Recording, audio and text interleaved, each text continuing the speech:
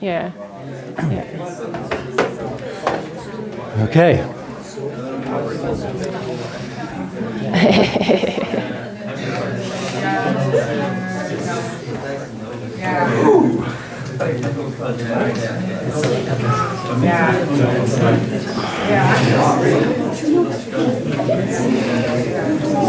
I'll start talking when you stop. There's one still on... oh, you're still on mute. I just muted when she was drinking. Yeah. Yeah. Good. Okay.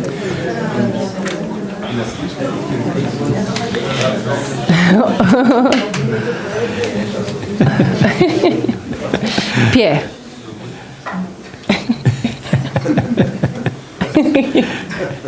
Busted you just talking.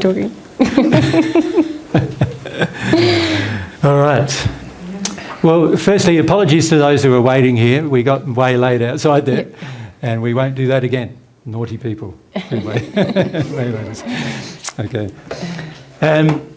All right. So what we want to do now is we want to look at this from a more practical perspective. So we looked at a bit of theory in the sense of what belongs to the soul and what part of me is my soul.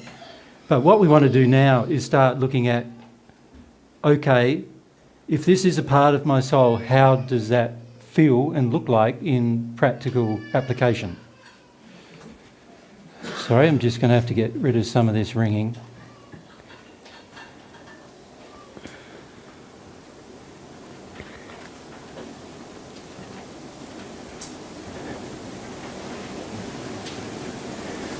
I need a roadie. You do. Yeah. So let's have a look at what this sort of connecting to the soul looks like if we're trying to do that in a practical manner. Right. So I think I'd like to leave that there, and I might just come over here a bit more. Yeah.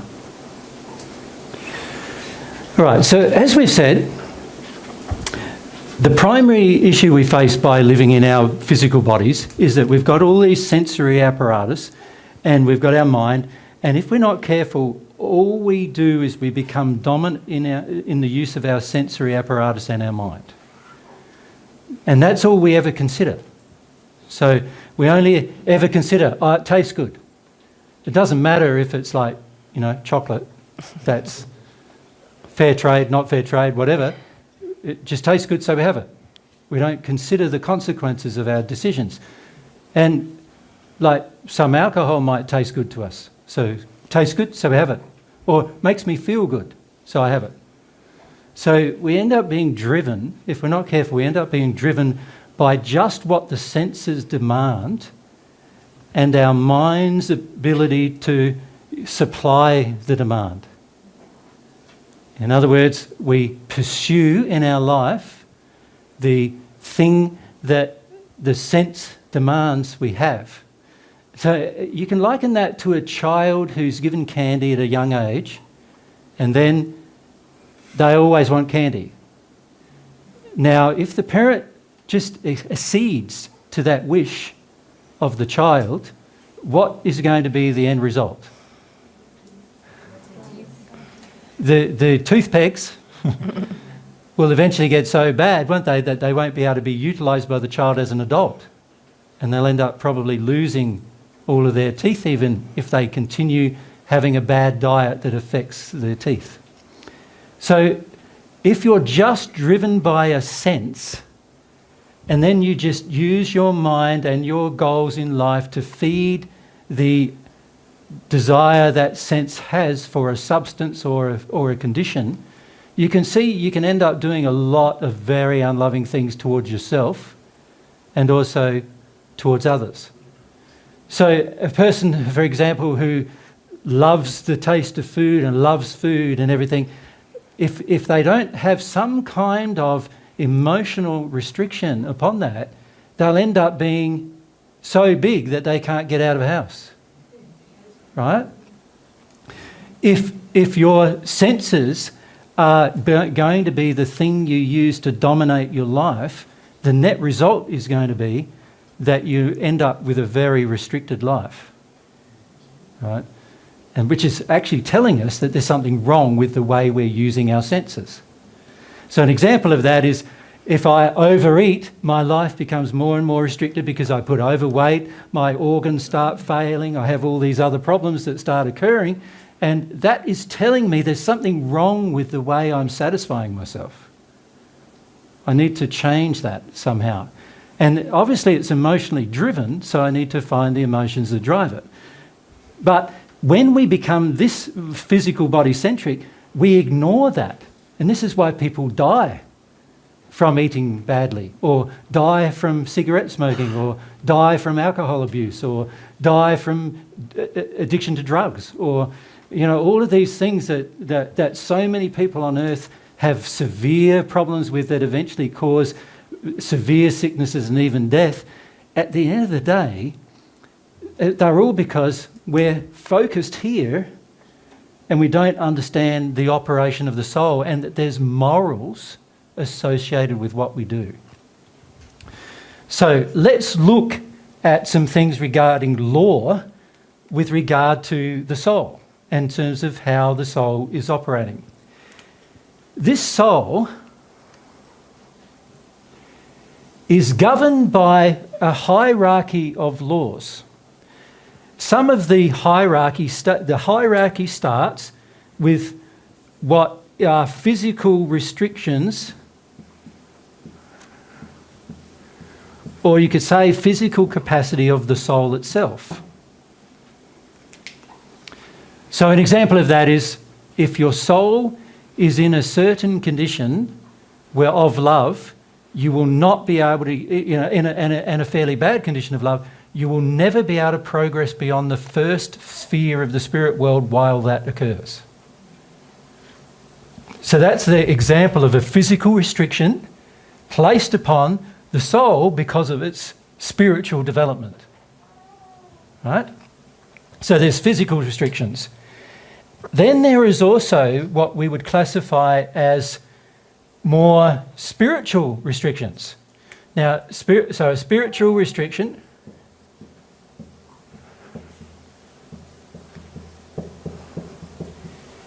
is what happens to the bodies when the soul is out of harmony with the law. What happens is there are spiritual restrictions that are placed upon the soul that then have physical consequences on the bodies. So the spiritual restrictions are more restrictions revolving around what you would classify as the way energy works in your body and the way energy works in your spirit body and these kind of things. So there are restrictions placed upon these functionings of your soul that then have an impact upon the energy systems that govern the bodies. And this is why we eventually get sick. This is why we have sicknesses that we can't eradicate in our body, and sometimes permanent sicknesses that result in death, like cancers and things like that. They all come from these spiritual restrictions that are upon our soul that exhibit themselves as physical restrictions in our bodies. Right? So on top of that now, there's also the highest laws are, you could say, soul-based restrictions. So I'll just...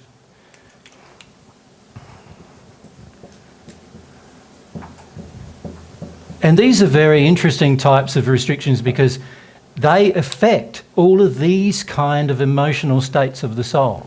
In other words, when your soul is in a certain state, it's impossible to be happy.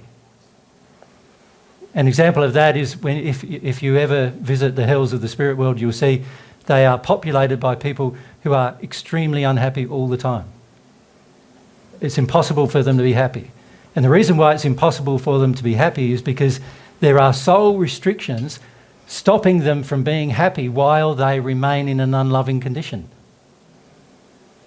So there's all these feedback systems that God's designed into the law that governs your soul. And the key for us in terms of understanding our own soul is to go, okay, what are the most important things I can do to free up my soul, to make my soul have less restrictions? right? If you want to be happy, happiness comes from having a sense of freedom to do whatever you want in harmony with love. The trouble with us is that because, as we pointed out with our senses, we're just feeding the senses with no consideration of love. Like, so a person who's overeating is feeding the sense of taste and smell and satisfaction, a feeling in their tummy of satisfaction. They're feeding those senses with no consideration of whether it's loving to themselves or not. Right? And when we have no consideration of whether something's loving to ourselves or to others, these restrictions will be put in place upon our soul. You follow that? And these restrictions, there are many, many, by the way, of these restrictions that get placed upon the soul. If you are if you are connected to your soul, you will feel every one of them instantly. So you will do something and you'll go, restriction straight away. You'll know you've just been, the law has governed you, right? It's telling you where you're going here is going to be bad for you, right? So there's the, you could say all of that is the law-based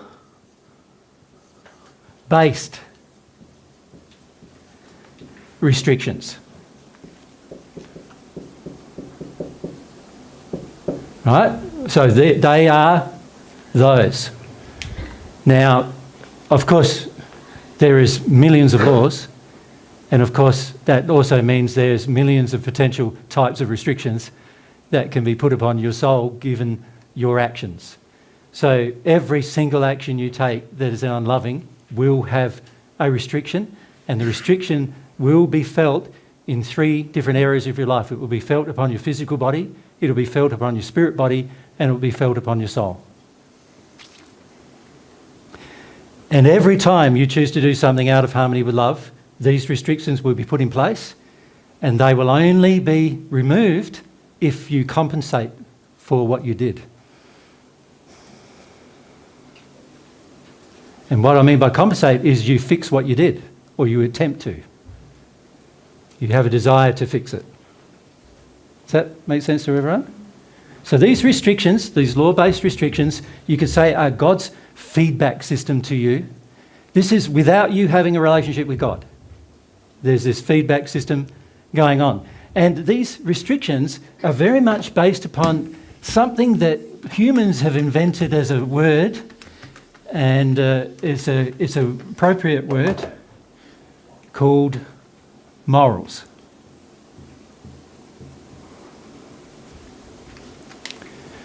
So in other words, anything that involves a moral, now let's define a moral. A moral is God's definition of what is true or what is false. That's a moral. So, and it applies to your spiritual condition. So an example of that is,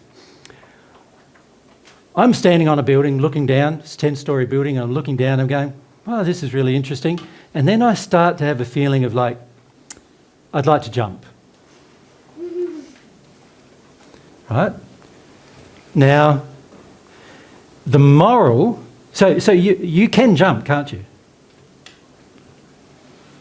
Yeah? Or no? Of course you can, yeah. Plenty of people do, right? Yeah, okay. So you can jump. When you jump, if you decide to do it voluntarily, so you're not pushed off and you're not thrown off, but you decide on your own back to do it, when you jump, there's a number of different laws that are now getting confronted in that experience. One is the law of gravity, which is a physical law. But that law only affects your physical body. So as you go down, you're probably not thinking this as you go down, of course, but as you go down, you will know eventually that when you hit the bottom there, it's either going to hurt or kill you. And gravity is enforcing itself upon you. The gravity enforces itself upon you and you die. Your physical body, that's the consequence to your physical body. That's done. Right? But the moral choice, so you can say, to end your own life by jumping is actually a different decision to actually jumping. The moral choice is you're saying, I don't respect my own life. Now that is a moral decision you are now making. Every time there is a moral decision you make that's out of harmony with love, and in this case out of harmony with love of self, you will have a moral restriction placed, a law-based restriction placed upon your soul for that consequence.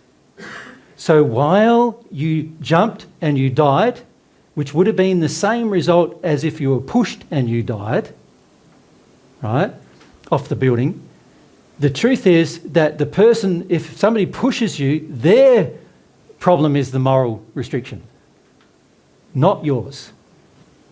But if you did it, yours is the moral restriction, not theirs. That makes sense?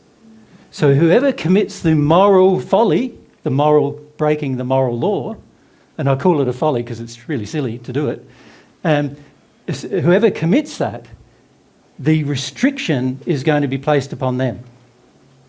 Now, these restrictions are primarily, firstly, placed upon the soul, of which you are one half, right?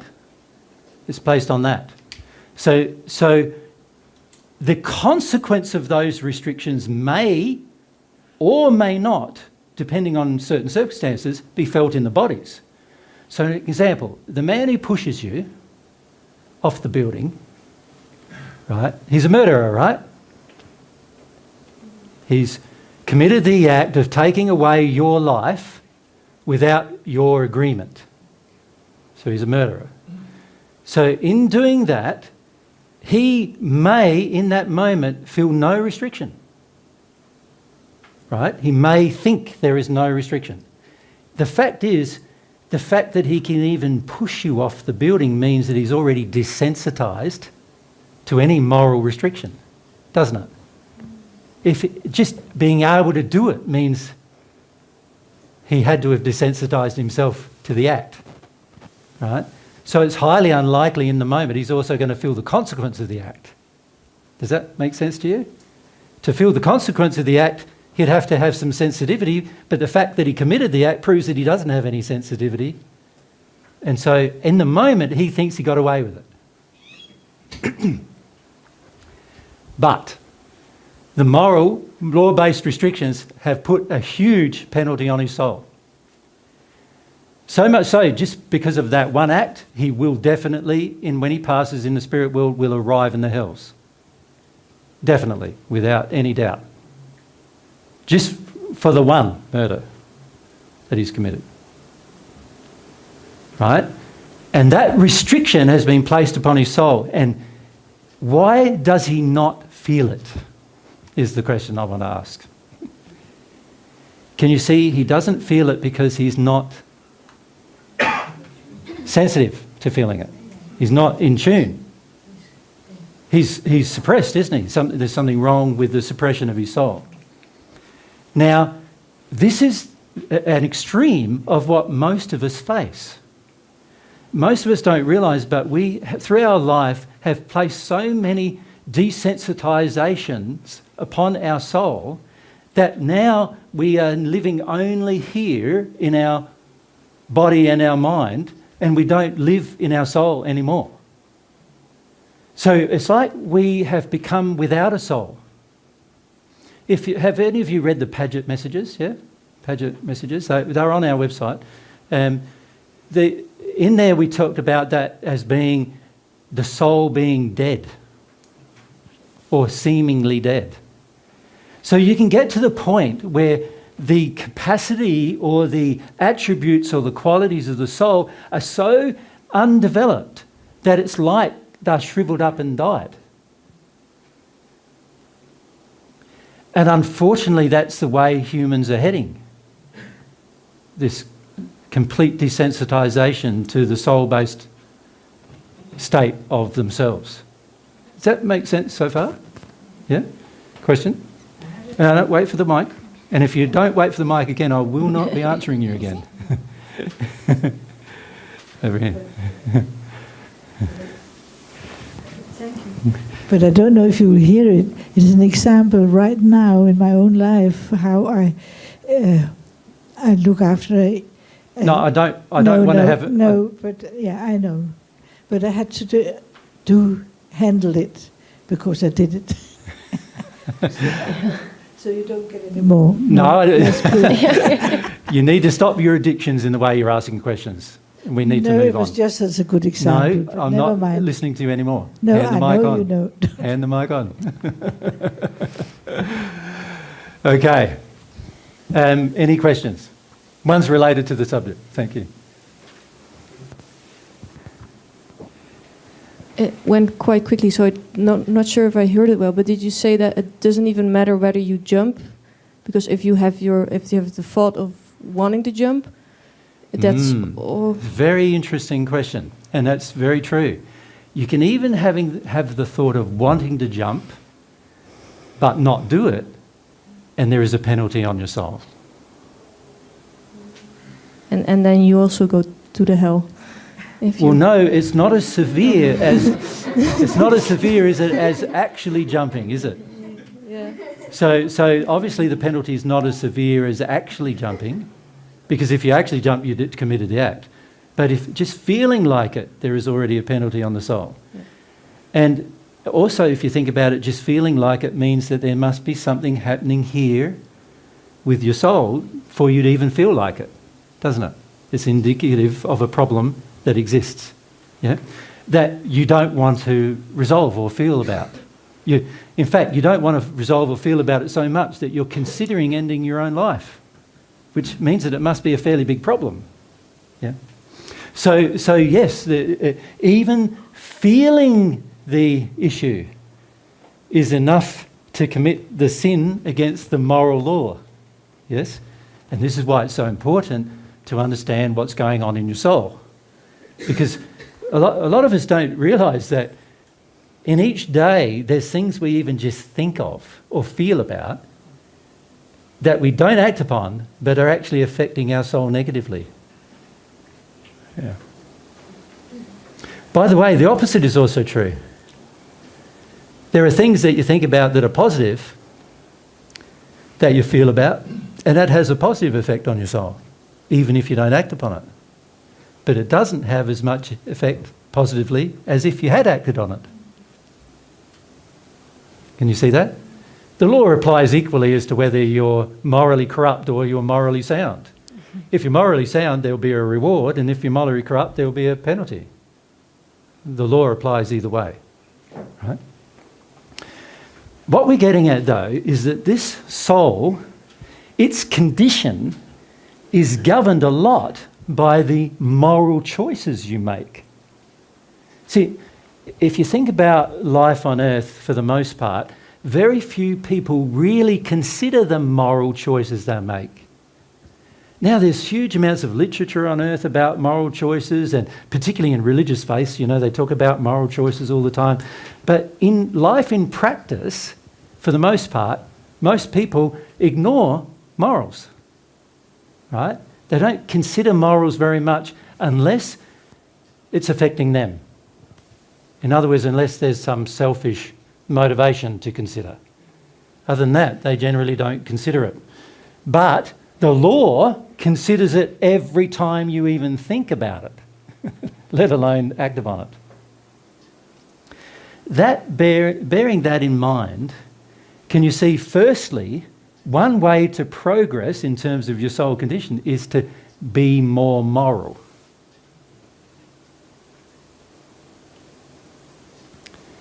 Now, what does that mean in practice? Can you act more moral? Can you use your mind to be more moral? Well, you can try, can't you? But how does it work? Can you... It feels like unattainable, doesn't it? Because, not sustainable. Because there's desires, passions, longings towards the negative, towards the addictions that are driving your desires. And so when you try to be more moral, let's say, here's an example. I'm married, but there's this very attractive woman over there and she wants to have sex with me. right?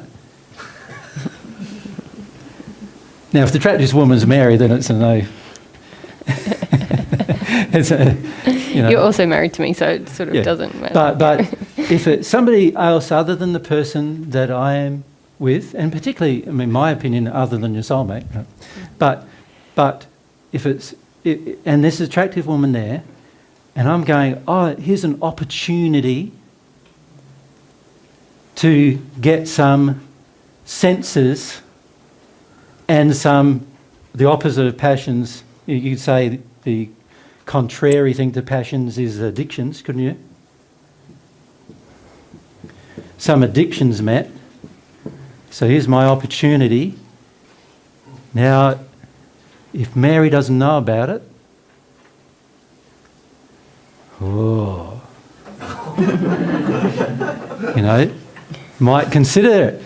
Now, of course, not for me, but that's what the average person sort of feels. If there's an opportunity to do something that is satisfying my addictions or my senses, right, in my physical form, and there's an opportunity to do it, then maybe I should do it. Because you never know, and the opportunity might not come along again. And there's very little consideration of whether the action taken is moral or not, whether it's the right thing from God's perspective or not. Right?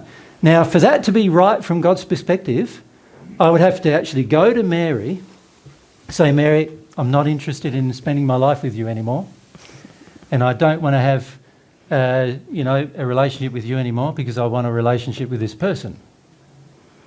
It would require me being direct and honest and also very committed to the actual outcome, right? How many people do that when they consider having sex with someone other than their partner? And most of the time the partner finds out about it years later, right? If at all. Yeah. So if I'm going to take that action in harmony with at least some morals, honesty with my current partner is required. Honesty with her in terms of my intentions is required. And also honesty with myself that it's highly likely Mary won't want to spend any more time with me if I do it is also required. In addition to that, if I was really honest, I would have to look at whether it's an addiction driving me to the person. And if it was, there's a moral law that says if you use an addiction to take an action, there's a restriction. So if I'm acting out of addiction, I've already broken the moral law as well. And then if all I'm doing is satisfying my senses and I'm not considering anything else, like does that woman have a soulmate? Does she have a partner? Does she have family? Does she have, if I'm not considering any of those things, then of course there's a whole heap of other laws that are being broken there. So in the one act, I could literally break 100 moral laws in that one act. And there'll be a penalty for every single one of those laws I break. Make sense? Ideally, it's wrong to lie. Everybody knows. Sorry, It's wrong to lie. To lie. Does everybody know that? Yeah. It's No. morally. It's immoral to lie. Yeah, but not everybody doesn't know that. But for example, philosophically, in more practical moral, it's bad to lie. But in practice, as we are finite and limited beings, can we lie for the sake of love? For example, can we? I think we've answered that Just question. I have an example. No, can I stop you now? You're Yeah. not listening to us now. Huh? Yeah. We've answered that question. There's no example that will break that And also, rule. right at the moment, you're being unloving Yeah. to the entire group now. Yeah. Because it's quite clear what the answer is, and it's also what we've just said, is that everybody doesn't know morally that it's wrong to lie. Okay. And You might- even your question Okay. is... And so your question leading is towards based that. on a false premise anyway. Okay. So let's move on. Who had their hand up over there? I'm going to do this with your questions from now on, because they get out of hand. Can you explain what sexual projections are? Yes. What about them? What are sexual projections? You So say- the feeling of desire or sexual feelings for another person. Yep. But just when you look to somebody, when and you go, oh, they're attractive, you know. that is sexual projection already. Well, when you feel, oh, they're attractive, well, for me, it's like, most of you are good looking, right? It doesn't mean I feel sexually about you. So it's like, what do you feel? Do you want to have a relationship with them? Are you drawn to them? Are you romantically interested in them? Are you desiring some kind of interaction with them sexually where you exchange sexual energy? Are you desiring to, you know, get some feelings, some addictions satisfied and some of these things satisfied through the interaction with them? You follow? Now, of course, that is breaking the law regarding soulmates. Naturally, it's a sin. There's going to be moral restrictions. Yep. So in the first century, I said, even a man looking at a woman so as to commit adultery with her has already done it.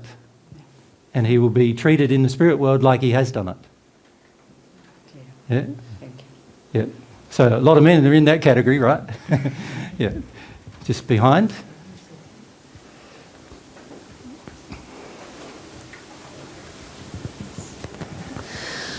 I'm struggling with if you feel it, there is a consequence. Yes. So what if, when I was young, I always wanted to die. Yes. And when I encountered divine truth, I realized I have to release the emotion. Yes. And I have to look at, why do I want to die? Yes. Because I had it for like 20 years. Yeah. So now I'm doing this and I'm looking at why. So there's a lot of sadness, et cetera, and I'm Very good. That's exactly what God wants you to do. Yeah, and I'm releasing it. But Yes. is there still an effect on the first 20 years when I really wanted to die? Well, there has been an effect of your life up to that 20 years because you had that constant feeling with you. You obviously weren't very happy during that time of your life. So there's already been an effect, hasn't there? If you think about it. Yeah, that's the effect. That's you're a part of unhappy. the effect, yes? Yeah. There's also, like, what's motivating you to feel this way? What's the underlying core motivation? Now, usually with feelings of wanting to die, how young were you when they began? 13, 14? Yeah, so this is going to be a spirit-influenced feeling as well. So there's also who's influencing you to die. Why are they influencing you to die? Are you going to deal with that as well? Does that make sense? But also, there's also, well, why did the feeling develop in your teenage years? Mm-hmm. There's that as a part of it as well. Now, if you're willing to address this, then the consequences of the sin can be removed. In other words, the restrictions that were placed on your life up while you had the feeling, now that you're wanting to address it, will be removed. Yeah, okay. And you So can be does assured it of always that. have to do also with the parents, or is it just spirit influence or family related?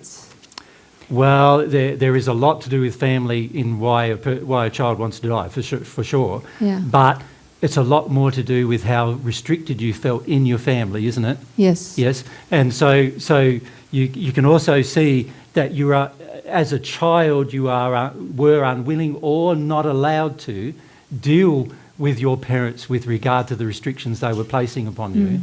Now, as an adult, you're above that. You know, you can live an independent life. Yeah. And so that's not the reason now.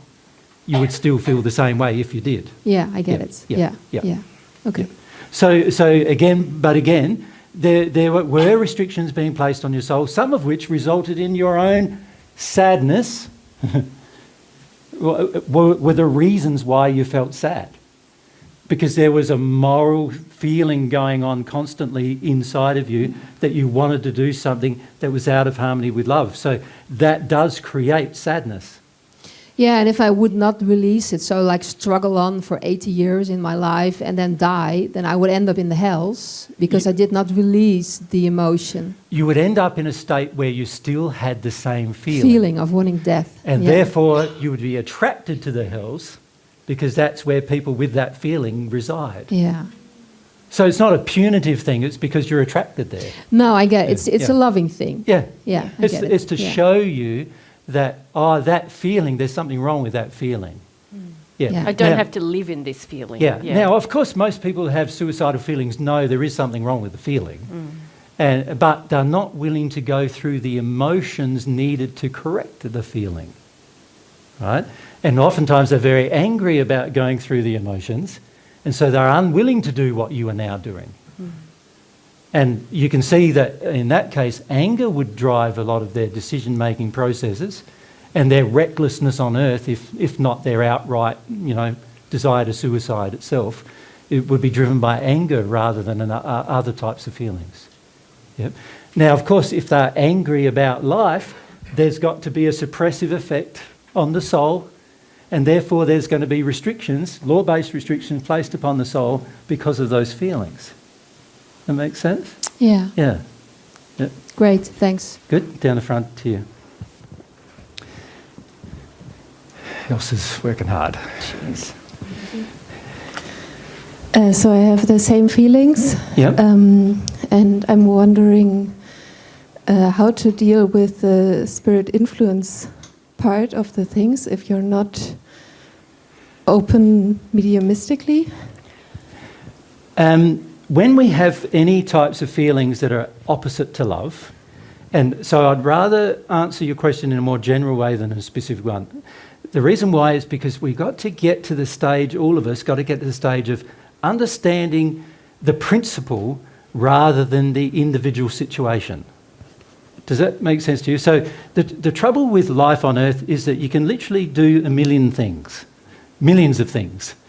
And the problem with talking about each individual thing you could do, of which one of them is suicide, the trouble with talking about all of those things is that we're not understanding the basic fundamental principles that govern the soul. What we need to do is we need to understand the principles that govern your soul. So one of the principles is, if there is an emotion in you that causes you to have and is a source of feelings that are out of harmony with love, in other words, they're unloving,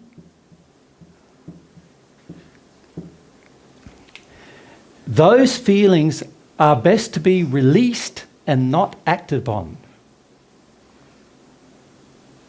So in other words, you can feel them, but you don't want to act upon them. Does that make sense to everyone? So let's look at the feeling of suicide as an example. There's an emotion that I want to kill myself. It's an unloving emotion towards myself and potentially towards others. Yeah? It's an unloving emotion, therefore I should not act upon it. The moral decision, the first moral decision needs to be don't act. Can you see that? It's a very first moral decision. If I know the feeling is unloving towards myself or towards somebody else, the very first moral choice needs to be don't act. Then the second moral choice needs to be I need to get rid of this feeling. So what do I do to get rid of the feeling? How do you get rid of feelings? You don't get rid of them by going all stoic. In other words, shut down.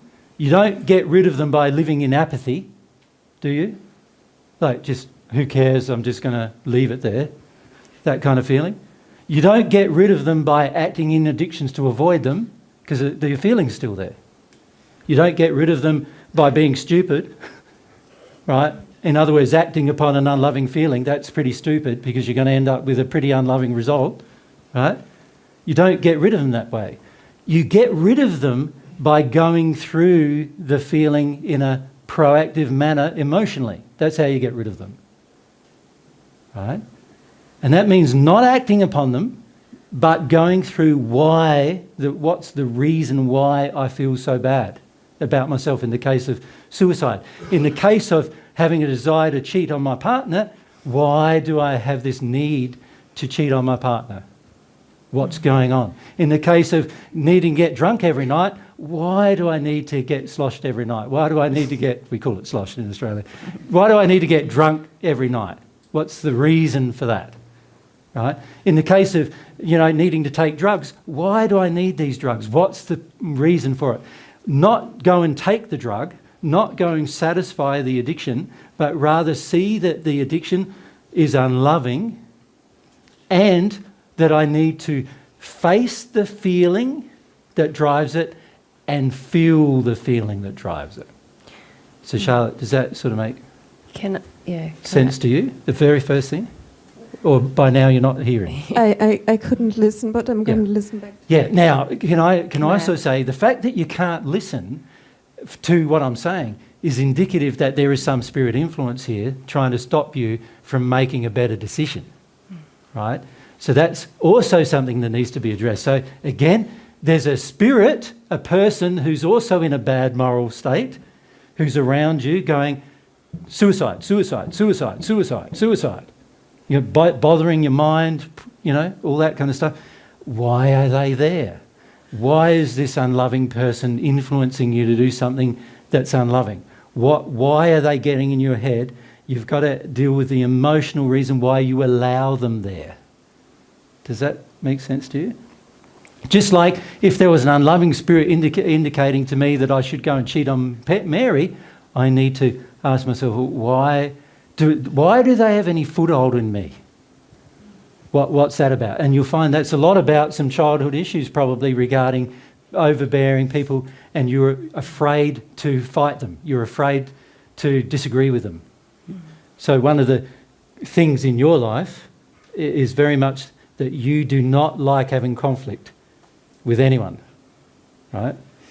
And that is causing you to accept the abuse of others rather than just say, no, I'm not putting up with this, I'm not having you in my life if you're going to do that, and just leave the situation, right? So these things are unloving towards oneself. Now, the wise thing to do is to not act upon them, because the simple matter is they're unloving to yourself. The very first moral choice is don't act upon it. That's number one. Number two, next moral choice, feel through the emotional reason why you feel the need to do it. And in the case of wanting to die, which is really suicide, we're really saying, I'd prefer to die than feel something. So often when you're working through those emotions, it's working through that first top layer is, I'd rather die than feel. And then you need to, once that's gone, then you can feel what's underneath it. But very often when we've been suppressed in our childhood and we think feeling is not an option, when you come from a very stoic background, you think, I have to keep going, but I can't feel anything. In the end, you end up feeling like I'd just prefer to die than have to feel what life keeps showing me. And the spirits around you are often attracted because they have the same belief. It's better to die than feel something, or you'd be better off dead than feeling something. And so working on that belief, which relates to the Stoicism, is very helpful. Yeah. Thank you.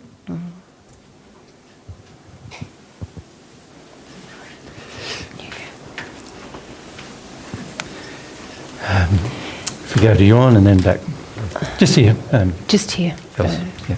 Regarding an unloving emotion, is it possible that if you ask yourself why, it's difficult to find it because you have imbibed it from parents?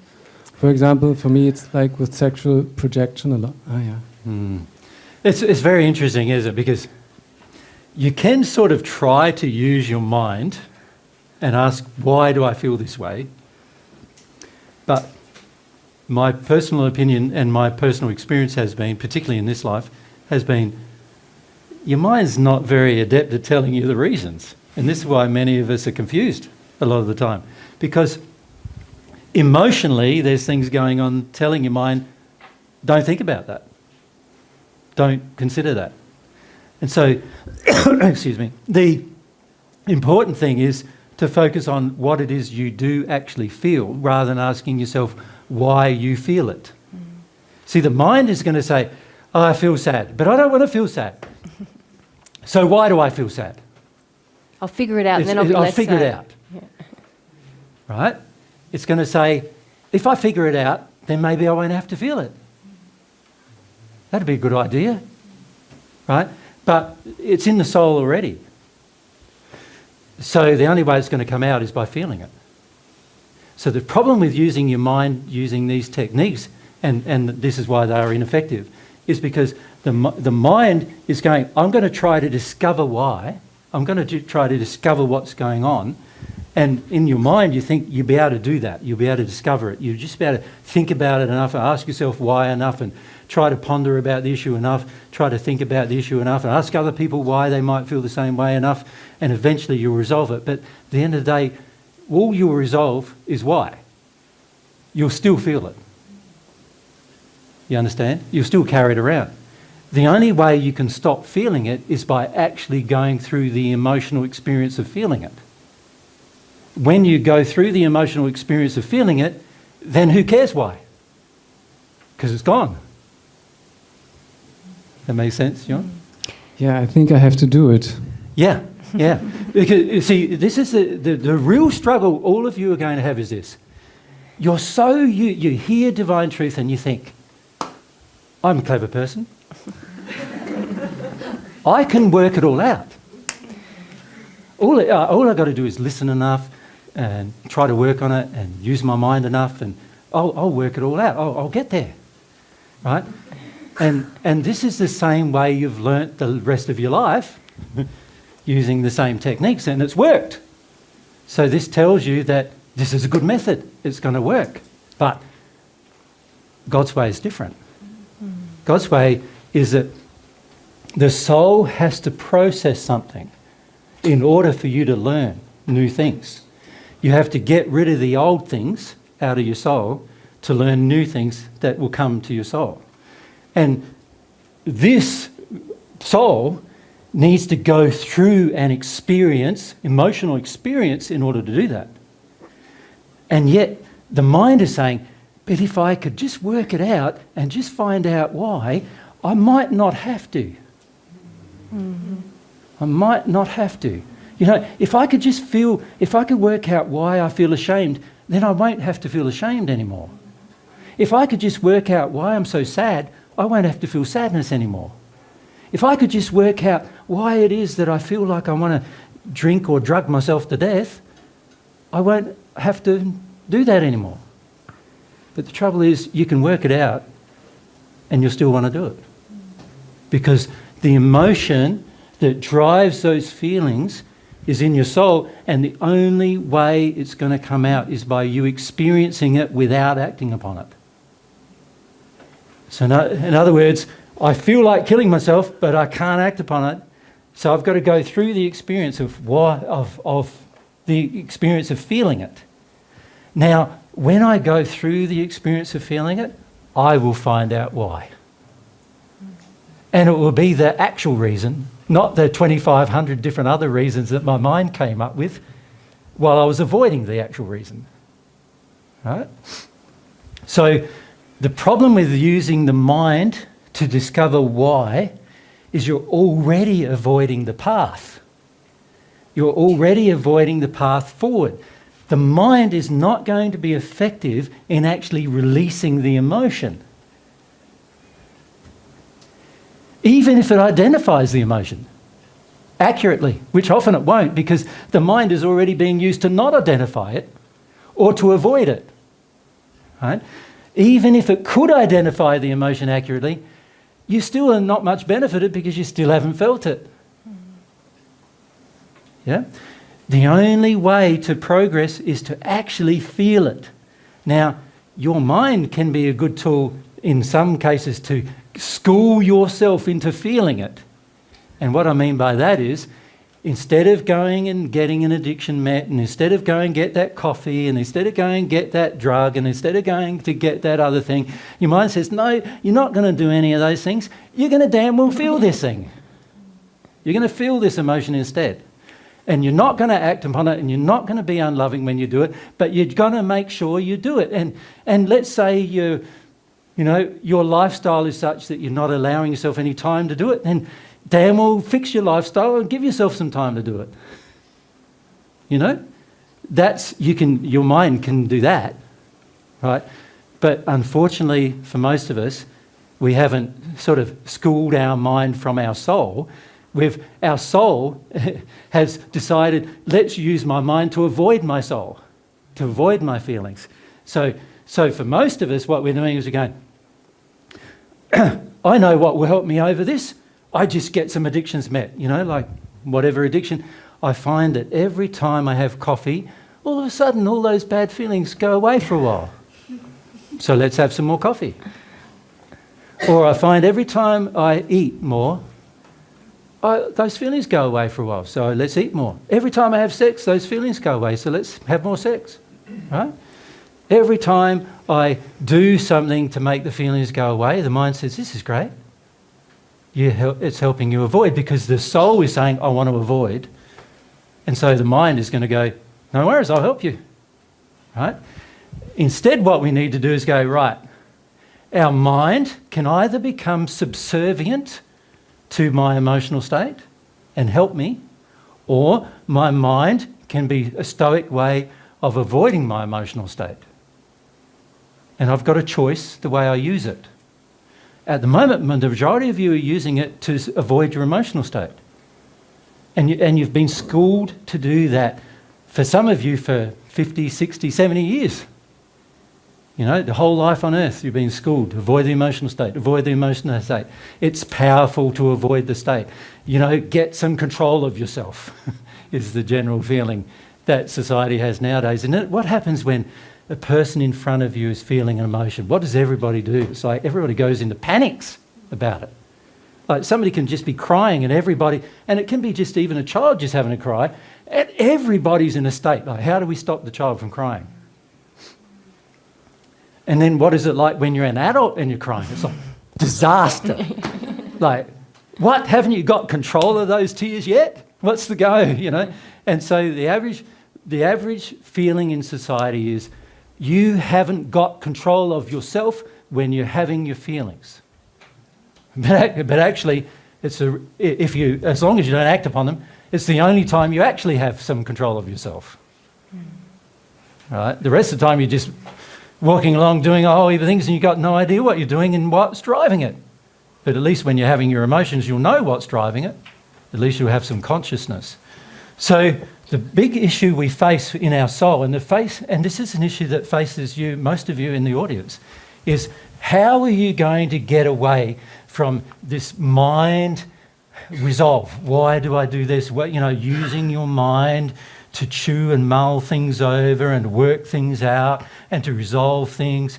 How are you going to get away from the mind being dominant in your life to the point where you restrict your unloving actions, but you feel your feelings as your priority, as your goal? And the goal being that without you doing it, a relationship with God is impossible. And knowing that without me processing through something emotionally, my relationship with God is in a fissure. And by the way, not only your relationship with God, your relationship with yourself, your relationship with your soulmate, your relationship with your friends, your partners, everybody on earth, your relationship with the environment is all damaged if you can't feel. So it makes a lot of sense to feel. But the majority of us go, well, those feelings, they're pretty dangerous. Right? Can't trust them. Can't trust them. Yep. They're very bad for me. And this is the problem that most of us have, is that we have such a poor opinion of our emotional intelligence that we revert to intellectual intelligence as a dominating force in our lives, because we have such a poor opinion of making changes emotionally. That make sense? Yeah. I feel like I often come into this state where I get angry and I know that I need to, punch a pillow to get under to the grief, and Yep. I feel like physically unable to feel almost. It's like Yep. I'm in my mind that I tell myself, feel, and you know, I really, it's almost physical, like I'm up here, and and I feel the moments where I get to grief, I don't feel afraid in that moment. Like I know it can almost be nice, Yep. but So I seem so unable to get there. Yeah, so let's look at that. Because it's important to understand the general psychology of most of us in the way that we handle emotions, right? And this is a very common thing worldwide, so we just need to look at the general reasons why we revert to anger. Why is anger present? So the very first feeling you described was, I need to feel my anger, I feel I need to feel my anger. Is the first feeling, though, numb? Are you saying numb? When you go to even feel anger, you feel like I can't? Is that what you were saying? Or you're saying it's anger? Yeah, I guess it's both. It's sometimes Okay. started as anger and then... Yep. Well, numb is above anger, so Yeah. let's look at this. So we go either numb or we start getting angry. Why do we get angry? Because those things Addictions. are not getting met. Right? So there's addictions. So what most of us do is we work in harmony with our addictions, and when our addictions are satisfied, we're very happy, very content. We don't get angry ever. It's like every time you want a coffee, you get one, you're happy. But when you want a coffee and you can't get a good one, how do you feel then? Not very happy. Like, this is crap. You know, like we get unhappy whenever our addiction's not met. So anger is a method that we use to tell the world and ourselves that we're not happy with our addictions, getting not satisfied. So if you keep reverting to anger and then say, I want to try to get to my sadness, you're nowhere near your sadness. What you're nearer to is your addictions. You need to feel some of them. You follow? Yeah. Why am I angry? It's because I want power in this moment. So anger is like a power construct. So it's all about power. To get back my addictions, to get my addictions met again. Yeah. That's why I get angry. So numb is just going, I'm sick and tired of my addictions not getting met, so I'm just going to give up. You follow? Yeah. Complete apathy. Yeah. Right? So that's even above the anger. That's, rage. And instead of expressing rage as rage, we're expressing it as I'm just going to go like floppy now. You see it in a child a lot when a child is restricted. I don't know if you've ever tried restricting a child. When a child's in a state of rage and you restrict the child, it will either go down into its addiction and down further into its fear and sadness, or it will go up into numb. And when it goes up into numb, what it does, it just goes, just flops on the ground. You know what I mean? And you can't lift it up and you can't pull it. And the purpose of it is rage, but not being expressed as rage, being expressed as, like, I'm not going to do anything anybody wants, but I'm also giving up on myself and my desires and my addictions as well. Does that make sense to you? Yeah. So when our addictions are getting satisfied, we're really involved in meeting them. And initially when they are not met, we get angry. But when they're not met many, many, many times in a row, then we start going numb. You follow? So we need to understand the psychology of why we go numb and then why we get angry. All right. So now I know that, the question becomes, what's under my addictions?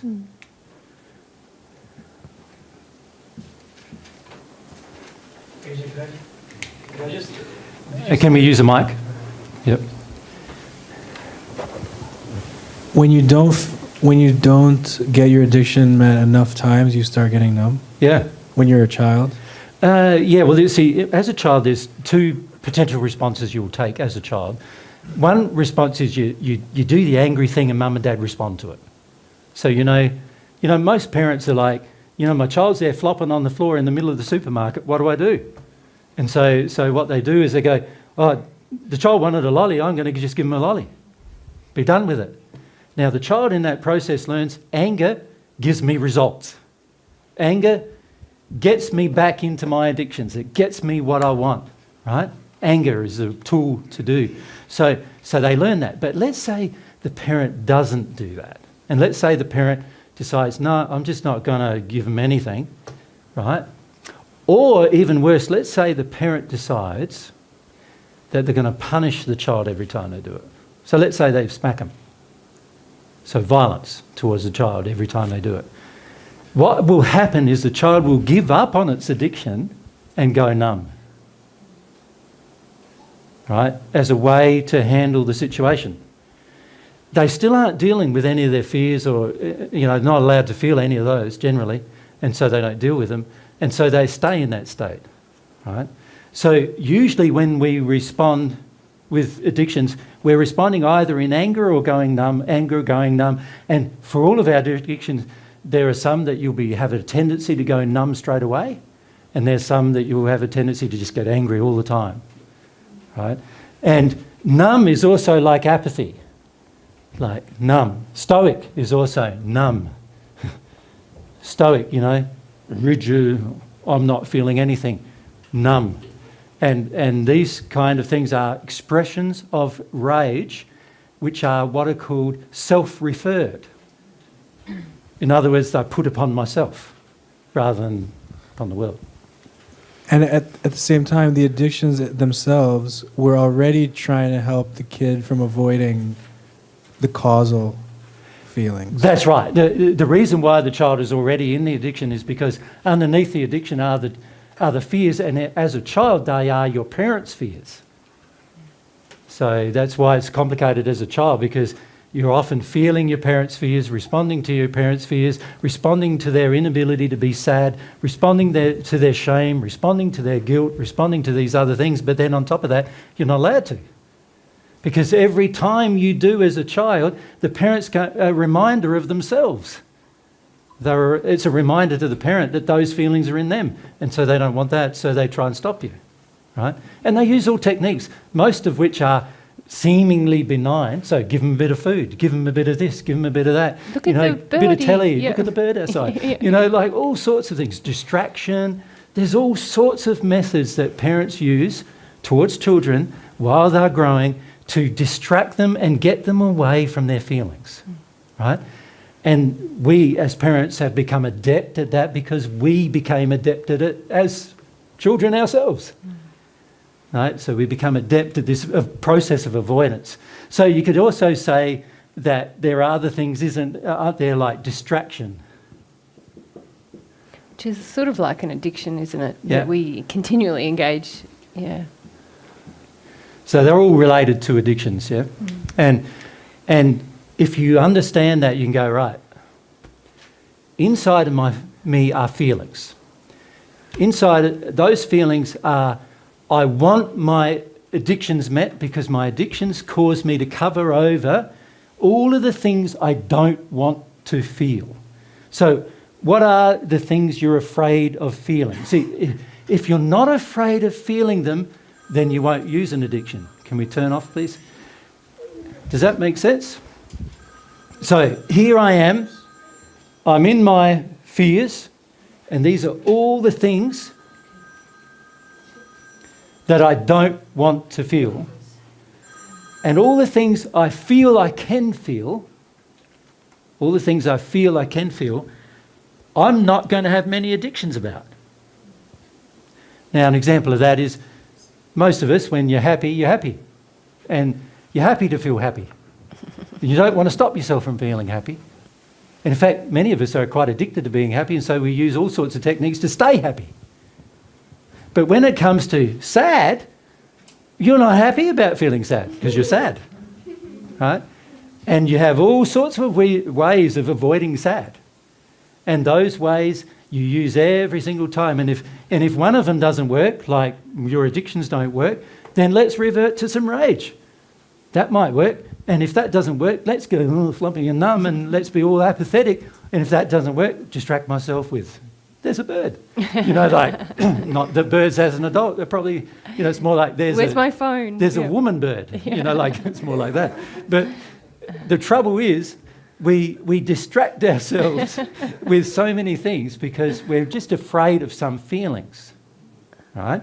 The reason why we're so afraid of feelings is because we've grown up in a society that's terrified of feelings.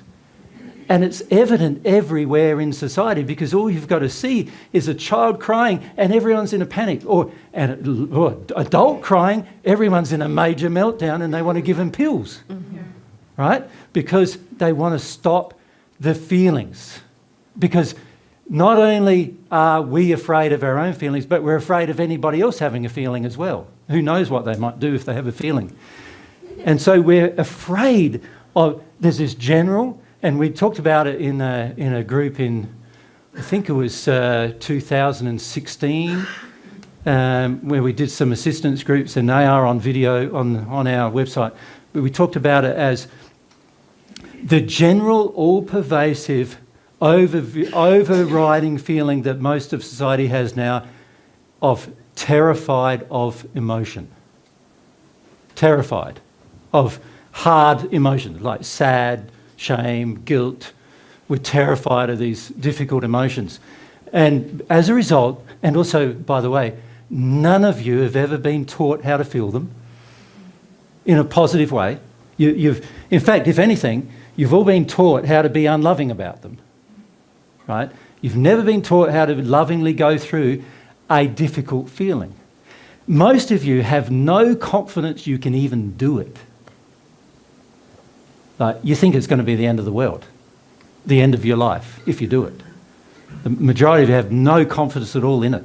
So here I am in this fearful state. I'm terrified of feeling my feelings, and underneath of these fears are all of the emotions.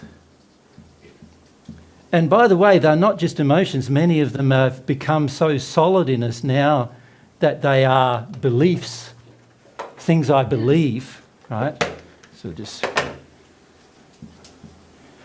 I before E except after C, beliefs.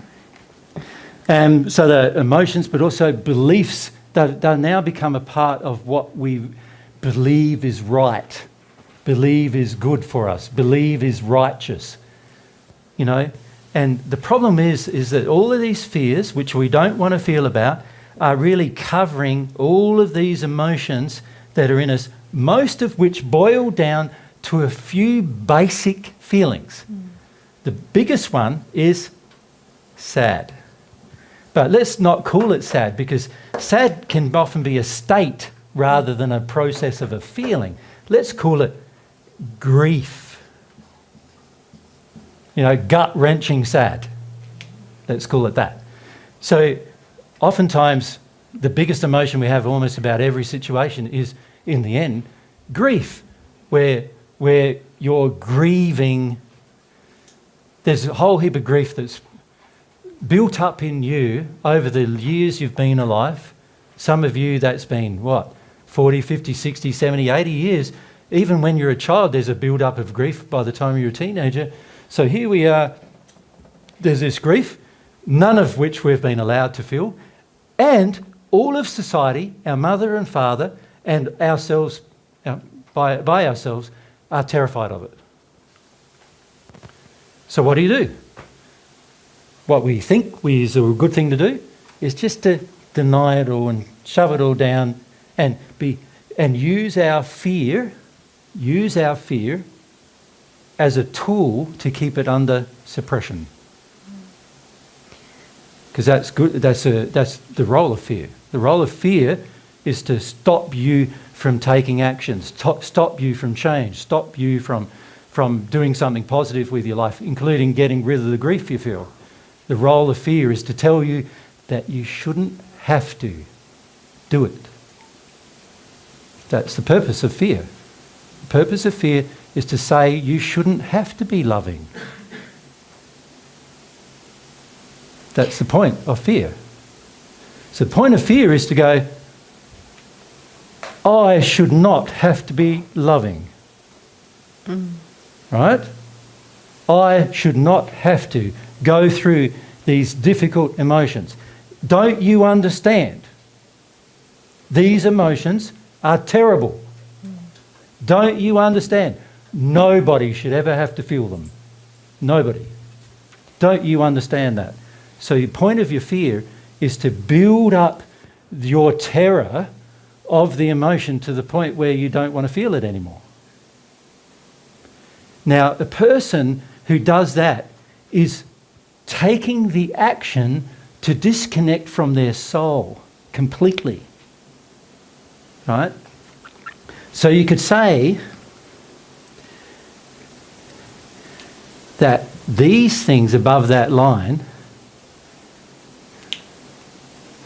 are all the actions we take to avoid everything below the line. Couldn't you?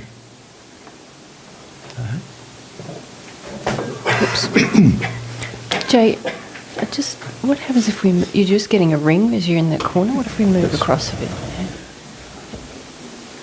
Yep. Just move the chairs over a little too.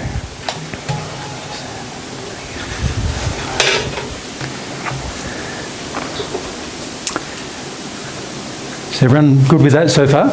Yep. Any questions? Yep. So come down here. Yeah, if you come.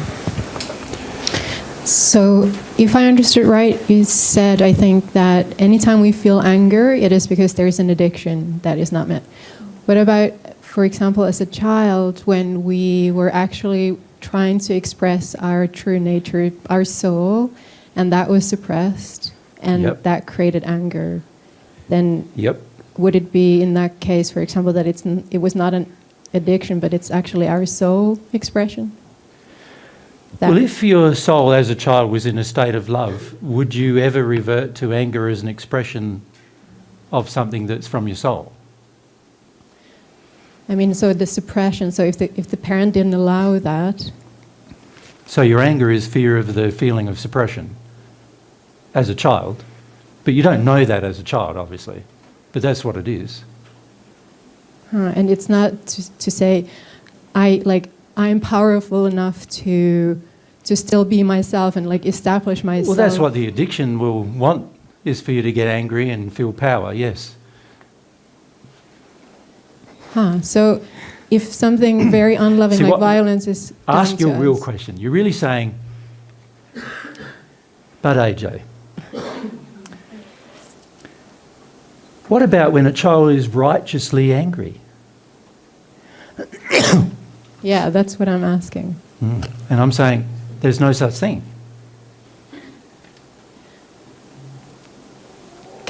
So when processing emotions, in videos you have said that we first need to feel the anger that we have in our soul to get to the underlying grief, for example. So, for example, if someone is... I'm not suggesting you don't need to feel it. I'm saying it's a construct. Feel it, for sure, but understand that it's a construct done because you're avoiding an addiction. Now, as a child, so let's say I'm a child, and I wanted to do what my soul wants. Now, if I get angry, then it means that I'm in an addiction wanting to do that. See, like when I was a child and I was restricted by my parents in some way or another, I never got angry about it, right? Because I knew if they went around, I could do it. So all I had to do is not be around them and I'd be fine. Does that make sense? Now, the average child, of course, doesn't have that cognizance, doesn't have that recognition, but so instead they try anger first, right? But it's still, why would I try an unloving act in order to be a loving person? The child doesn't know this because the child is not getting educated in that direction. So I understand the child's action. I'm not saying that child's action is not understandable in the circumstance, but it is unloving. So is it that we need to feel the anger release it and then go deeper. Is it still a good thing to do? Yeah, well, you know, the thing you need to understand about anger is this.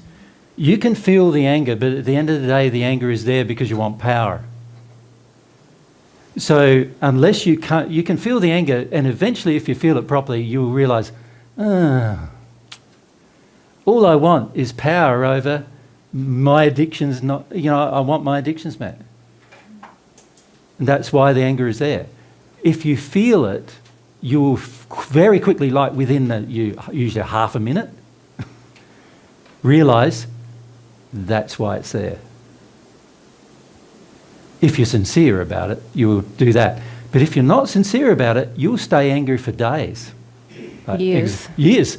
You know, imagine your husband cheats on you. You being angry about it is an addiction. This is what it looks like in practice. You being angry about your husband cheating on you is an addiction. Why? Because you're trying to get power over the situation. You're trying to get power over what you feel. Right? I think for me, I've had a lot of anger, and it's been very educational, if you like. About your addictions? About my addictions, about my demands. So having my anger, so I've had a lot of anger, I've expressed anger, I've experienced anger, and it helps you identify your addictions. It's helped me understand exactly what Jesus is describing. I felt it in myself. Oh, I want God to change. You know, that's why I'm angry. Yeah. Bloody God, you change. I don't want to change here. Or I don't want to have to feel how unjust that was towards me. That's why I'm angry. But I didn't really understand that emotionally about my anger until I accepted that I was angry. And maybe acceptance of my anger was the biggest educational process, because then I could really feel it inside me and feel its motive, if you like. Like it's like the emotion had its own demand. The addiction driving it. Yeah, and it helped me understand my addictions a lot. Yeah. But it never, it didn't take away my addictions. It didn't take away my demands. That's still something. Yeah, the purpose of it is to feed them. Yes. Yeah. It just helped me feel that those things are there.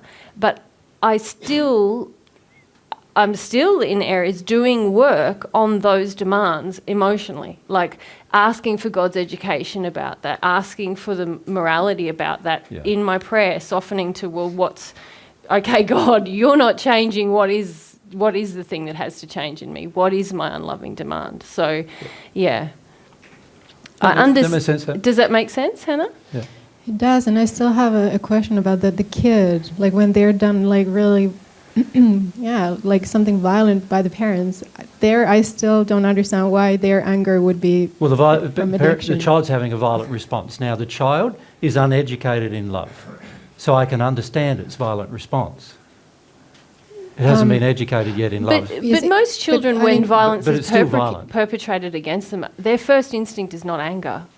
No. Yeah, no. Their first instinct generally is sadness. Or their first response is, usually they feel terrible and then they're not sadness. allowed to feel their sadness, and then they get angry. Yeah. And again, they get angry because they're not allowed to feel their sadness, and so this whole thing is still exactly the same as if it was for an adult. Right, okay, yeah, it's not, it's true. But so if you have a childlike part of you that feels angry, yes, feel your anger, but I think, I know you're going to find the most power is it'll be informative in this process. Yeah, it'll tell you what your educate addictions are. Yeah. Okay, now I understood that there is this whole process that goes on before the child actually gets to anger. Yeah. Is that... It's very true. Okay. You think the child has an experience, it's getting shut down some way or other. It has some grief about it, not allowed to have it. You know, we just said, didn't we, earlier, that grief is like the very worst thing most of us can feel, and particularly as a child, because the parent then feels, I'm a bad parent, my child's crying, not allowed to have, they try and shut down the child, give them a lolly, giving some food, breastfeed them if they're younger. Do whatever you can to stop the child from grieving, is the general feeling. Now, the child feels the intent from the parent to stop it from grieving. So what's its next port of call? It's now afraid It's now getting fears associated with its grief. It's now like every time I feel like crying, my mum and dad get violent with me, emotionally violent with me, right? As a child, you're not thinking these things consciously, but you can feel it, right? And so they're going, now I'm terrified to feel grief. What do I do now? Now we're on the addiction path, and now we're on the anger path, and now we're on the numb out path eventually. So there's children who have been so badly treated that by the time they're 5 years of old, they're already numb. But there's also children who have been badly treated but not gone that far. By the time they're 5-year-old, they're like raging lunatics. Mm-hmm. Yeah? And, you know, a lot of times there's a lack of love in a child's environment where they're treated badly or suppressed, but they're also often taught to have expectations that they shouldn't have to feel sad, you know? And that is very... that generates a lot of rage in kids, you know. And as an adult, you still have to deal with that. The kid in you still has to unlearn that, learn God's truth about that. Yeah. In a way, I have sort of simplified this diagram a bit, so let's just add a little bit, because Mary mentioned it just now, and that is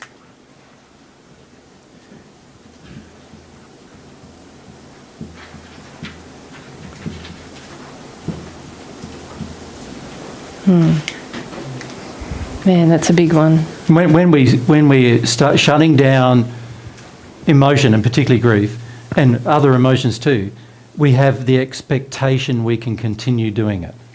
And that expectation then drives us manufacturing a whole list of addictions. And those addictions will be any addiction that works in the circumstance. So the addiction might be food, it might be drink, it might be activity, it might be sport, it might even be things that look like they're good, like, you know, doing yoga every day.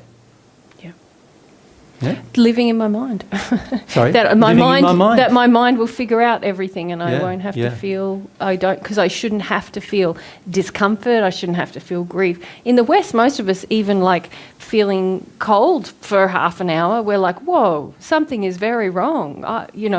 I need to get shelter immediately. Like a lot of us, just physical discomfort, we have the expectation that we shouldn't have to feel. But there's, we shouldn't have to feel afraid. We shouldn't have to feel exposed. We shouldn't have to feel grief. There's a lot of expectations that most of us grow up with, and they're unique to our family. Usually, there's a certain flavour to them. But giving up those expectations is a huge issue in your relationship with God, because without knowing it, we place those expectations on God, and we expect God to meet those expectations in our relationship. Yeah, and even your partner. Your partner, gosh, yeah, the whole world. The whole world, really. We place friends, this expectation children. upon our friends. And so our best friends are usually those who meet our expectations the best. Yeah. So they're not really people we like very much, but they just meet our expectations the most to avoid our feelings the most. That's the unfortunate thing about most of our choices and decisions. They end up being this sort of weird... We end up in this weird illusory state of thinking we've got friends when really they're just people who support us in our comforts. Yeah. And they're not real friends. They're not the same passions and desires or anything like that. They just support us in our addictions. They don't mind our addictions, and they don't mind meeting them, because they might have a codependent addiction that we meet in them. Mm-hmm. So it all works. It all works. If you want it, many people who listen to Divine Truth, we find, who come to listen, many of them are driven by conspiracy theories, right? I'm not into conspiracy theories, but there is a conspiracy. Nobody wants to feel that. That's the world conspiracy. Yeah. Nobody wants to feel, in particular grief, but any negative emotion at all. Nobody wants to feel them. And that is the biggest conspiracy we have on this planet, actually, and almost all of us are in agreement with it. Right? And from God's perspective, we're living this illusion. The illusion that we're actually living a life, while at the same time not having emotion. Mm-hmm. Right? Yeah. Can I ask I'm just wondering about like so if I would be having my addiction not met, and I would get angry or maybe start cry because of the effect.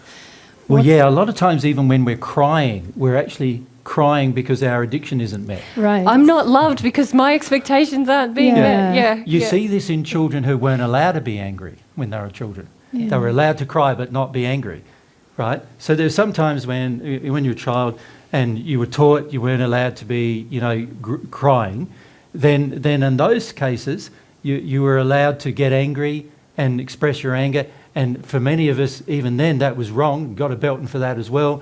And so then you went into these other places of distraction, numb, and all those Manipulation. kind of places. Manipulation. Things. All underhanded, a lot of underhanded Facade, things we yeah. do. Like, what would you call that? Sort of manipulative, deceitful things that we do. We're taught to be deceiving. We're taught to not be truthful with our feelings. We're taught, you don't tell mum and dad this and you don't tell mum and dad that. And if you want to go out with your boyfriend when you're 14 and have sex with him, just don't tell mum and dad about it. Do you know what I mean? Don't be honest. Now, of course, God expects you to be honest about everything you do, but you're in a situation where you've grown up in this thing where you want your addiction still, but you're not allowed to be honest about it, so you just don't tell them. Right? So you end up in this place up here where you're doing a whole heap of things which are actually damaging to your own soul. You're doing a whole heap of morally damaging things to your own soul in order to get the sensory response, that you want.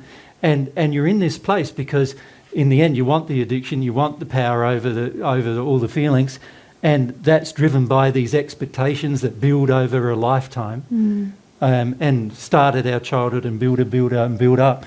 And all of it, or the whole construct, is because the whole world's terrified of crying and not getting what they want. And what's my next step? If I kind of get stuck in the addiction not being met and I'm crying for the effect, or I'm getting angry, What's the antidote to fear? Truth. Got to be honest with yourself. Got to be sincere. Pray for truth. Pray for truth. Pray for more sincerity. Pray to see the truth. Right? Not the truth of how everybody else is being unloving. How I am being unloving. How I'm being unloving. What's my addiction? What's my expectation? Yeah, the truth. So when I see that, that's when the real feeling would. Well, then you're probably going to have some feelings about the reality of having to give that up. If then you have all these false beliefs about, well, if I don't have this, what have I got? You'll find you'll have faith that is corrupt, that you have to feel your way through. You'll find that you believe in things that are false. You find that you believe in things that are unloving. You'll find all sorts of things. But truth is the way forward every time. But to accept truth, we must learn to be humble. Humble is feeling and experiencing all of those difficult emotions. So we have to learn how to be humble. A lot of truth can't come to you unless you're humble. Yep. So a lot of times what happens is people go, what about this and what about that? And why can't I resolve this? And I've had this problem for years and years and years, and what's going on? And the net reason for those things occurring is I have never been humble enough to resolve them. Yeah, that's the net cause. I've never been soft enough to my feelings and willing to go through them enough to recognise what they are and why I have them. Yep. When you go through your feelings, it's really interesting because you will notice a number of physiological effects as well of going through your feelings.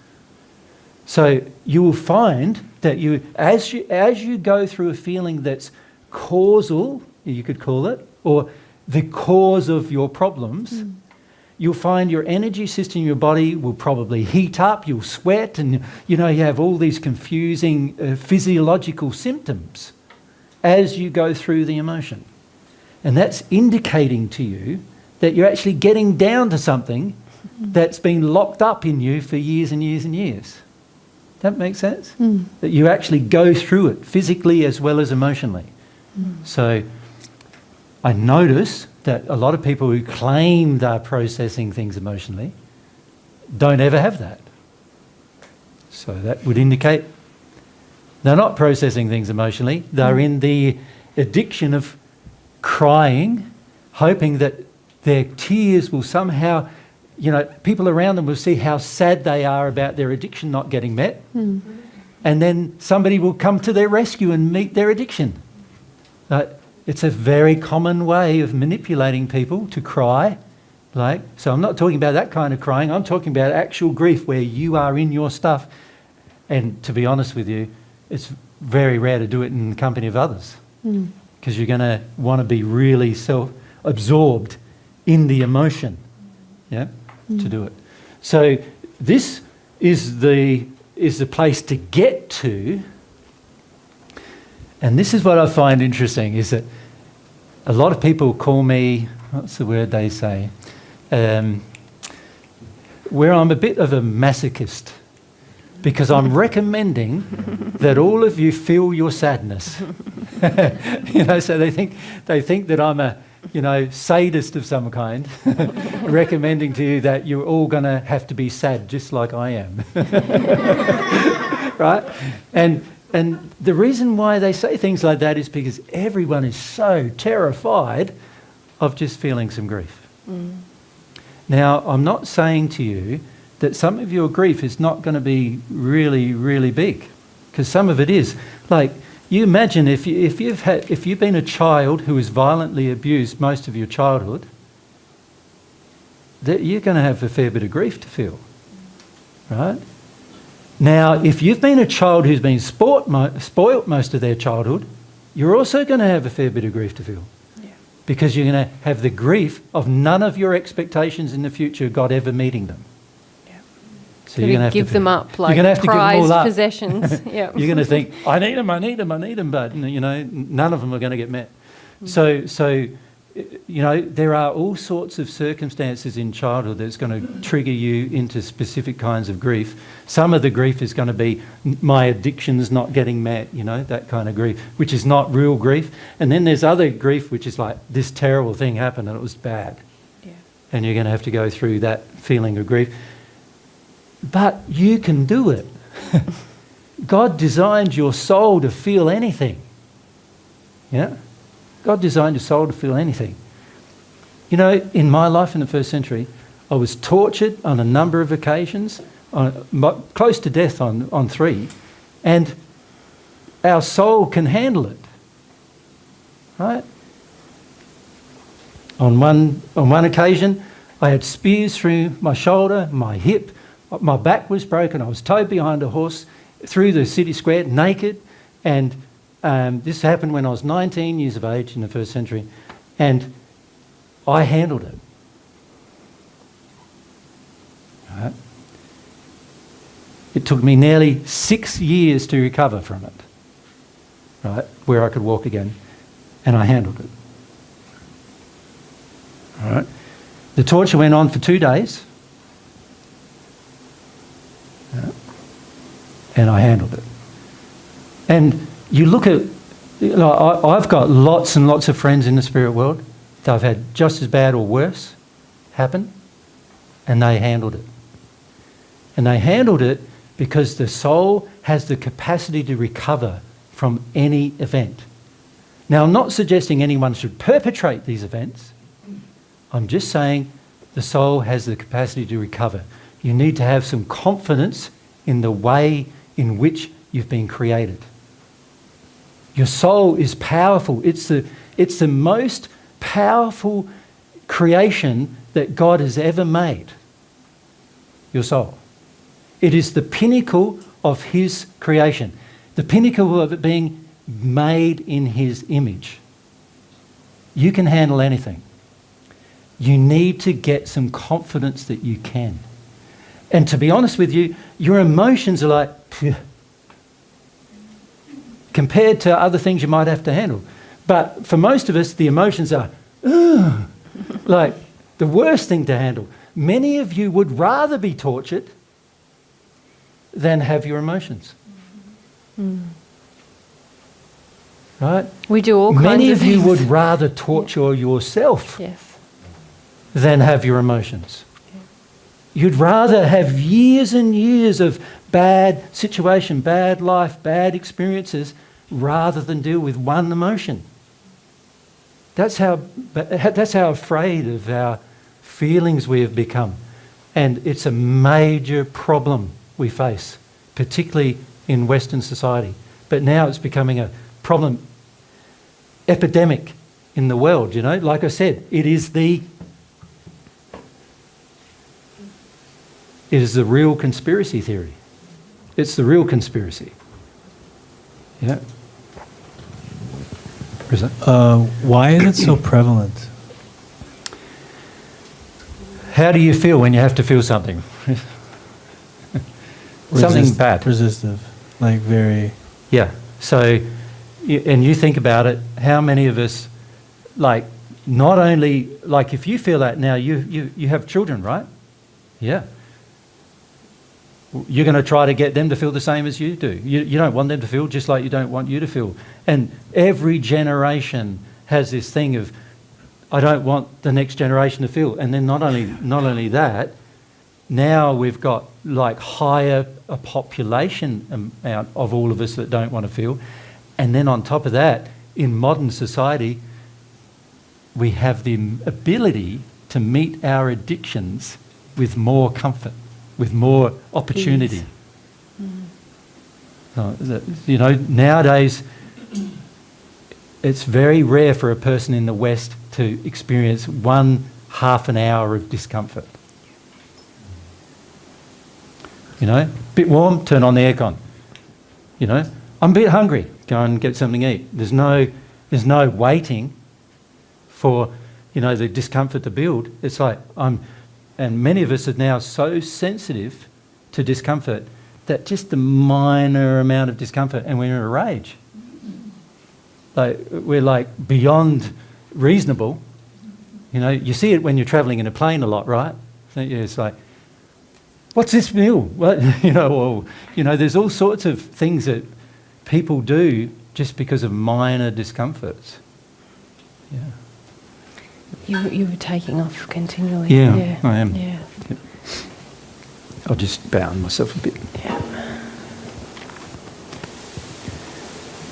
Yeah, so the biggest issue is that it's like the whole world is in agreement. And when the whole world is in agreement with something, and you're growing up in a world that's in agreement with something, the imperative and the imposition upon you to agree with it is immense. You've got the souls, which are the most powerful thing God's ever created, all in agreement on an issue with regard to emotion. All of the souls on earth are almost in agreement on the same thing. And I'm saying to you, you've got to start disagreeing with them all. It's going to be tough, right? It is going to be tough. I'm not saying it's going to be easy, because when you're the first person doing something and you're in complete disagreement and disharmony with the rest of the world about it, do you think it's going to be like a walk in the park, you know, a breeze? It's definitely not, right? But it's what you need to do if you want to ever have a real relationship with yourself, with the other half of yourself, with anybody you ever meet, and with God, is to become a real person who has feelings. Now, years ago when I started this process, I was 33, around about 32, 33, and I was numb to the hilt. Like, I couldn't, I was stoic, very rarely feeling, always just acting, always using my intellect. I was constantly, every night I would make a list of what I've got to do the next day and do that. There was no room for feelings. No room for feelings. And it's taken me now, from that time, I'm 20, what is it? How old were you? I'm 61, so... 21. You're 21. 27, I'm 21. 27 years to become the person who can feel as much as I do now. right? Which not only means that I can feel my own feelings now, I can feel yours too. Every thought you have, I can hear them. I couldn't do that years ago. I can feel every single feeling you have towards me, every single feeling you have towards each other, every single feeling you actually carry with you that's out of harmony with love, as well as all the ones that are in harmony with love. And I can feel that for myself and others. But 27 years ago, like I said, I was numb. That's the benefit of following God's way. But I've had to learn to have some courage about going against everybody about it. You know, my family was so opposed to me feeling anything. My mother in particular was very opposed. They called it me having a breakdown. They still call They it you still call having it a that. breakdown. To this day. Yeah. When you had your breakdown. When you had your breakdown. I said, what breakdown was that? I had a breakthrough, you know, like into this. And they said, but you were crying a lot. I said, yeah. No, I've now been crying for 27 years. Not every day, of course. But, you know, like last week, Mary and I were really attacked by spirits when we first came to Brussels. I hadn't slept for nearly 8 days. It was pretty bad, the attack. Well, every time I tried to drop off sleep, they'd wake me back up again. And just sort of like a torture in a different way. And eventually, on Saturday night, just last Saturday night, I got to some feelings about it, and for about 4 hours I cried. Worked through some feelings. I said to Mary, I'll be right next day. I knew. I knew as soon as you got to where you needed to get to, it'd go. Yeah. But it was pretty bad getting there. Yep. So this time last week, we were looking at counselling this event because I was so bad. And when I say I was bad, I hadn't slept for 8 days, and I was sick as a dog. Bad. You know, I was getting attacked in my nervous system and my muscular system, and also I had a lot of grief to feel so I had sinus problems and coughing. Sinus, which I've still got a bit now, but it's slowly going. But I was coughing all the time, and I was bad. I couldn't sleep at all. I was about as sick as I'd been for like maybe 10 years. Maybe. I don't get sick very often, maybe once every 5 years or... Nowadays, you know, when I was a child, I got sick every week, or every month at least. But now I don't. The more I progress, the less I get sick. But it was bad. It was a bad situation, but I eventually connected to the emotions, and I could feel when I did the same response I have every time I feel, the physiological responses. Went through the emotion. And like I said to Mary, like I woke up the next morning. Well, I actually slept afterwards, and woke up next morning, said I should be fine for next week. Yeah. Took me 2 more days to recover, but that's the power of doing it. It's like, and I've had that experience like thousands of times, so I've got a lot of confidence in it. So I don't take any medication, I don't take any pills or drugs or headache tablets or anything. I drink water, I eat mostly fruit and vegetables and nuts, and for the most part I don't experience unhappy things. You follow? But I used to a lot. But every time something bad does happen, where I'm being attacked, you know, when I talk about attack, most of the time when I'm attacked, there's millions of spirits involved in the attack. You know, they're so used, many of the spirits who attack me are so used to killing people with 2 spirits attacking them, that they're totally confused and very angry about me not dying. And so they just like heap it on and organise constant regime replacement, you know, to continue the attack and so forth. And it can go on for days and days until I patch something up. Once I patch it up, it's all gone.